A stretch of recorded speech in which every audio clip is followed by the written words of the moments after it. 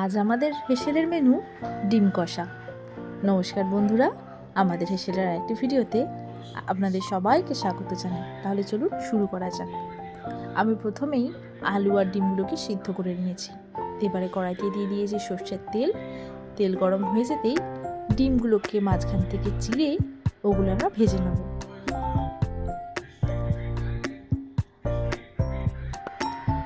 এরকমভাবে না চিড়ে দিলে ডিমগুলো খুব ফাটে।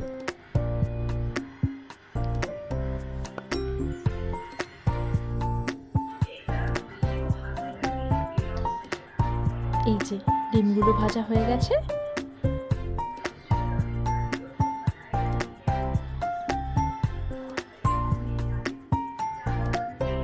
এবারে তুলে নিয়ে আমি সিদ্ধ করে রাখা আলুগুলো ভেজে নেব। ডিম আর আলুটা ভাজার সময় আমি তেলে সামান্য পরিমাণ হলুদ গুঁড়ো দিয়ে দিয়েছি।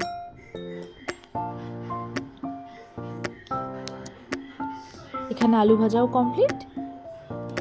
এবার ডিম আর আলুটাকে তুলে নিয়ে তেলে দিয়ে দেবো কালো জিরে আর শুকনো লঙ্কা ফোড়ন। এবার দিয়ে দেবো পেঁয়াজ কুচি। পেঁয়াজটা বেশ লাল লাল করে ভেজে নেব। পেঁয়াজটা ভাজা হয়ে গেলে আমি দিয়ে দেবো টমেটো কুচি।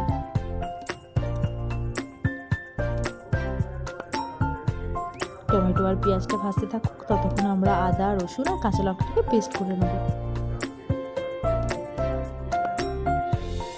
এবার দিয়ে দিলাম নুন আর কাশ্মীরি লঙ্কার গুঁড়ো।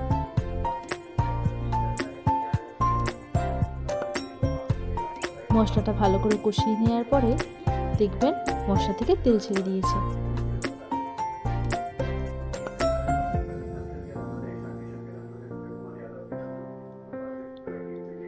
মশলা থেকে তেল ছেড়ে দিলেই আমরা দিয়ে দেবো কাসুরি মেথি। এবারে দিয়ে দিলাম গরম জল। জলটা ফুটে এলেই আমরা ভেজে রাখা আলু আর ডিমগুলোকে দিয়ে দেবো। এবারে দিয়ে দিলাম গরম মশলা, দিয়ে দেবো মিনিট 5-এর জন্য ঢাকা। যেহেতু ডিম আলু সবটাই সিদ্ধ, তাই বেশিক্ষণ আর রান্না করলেও চলবে।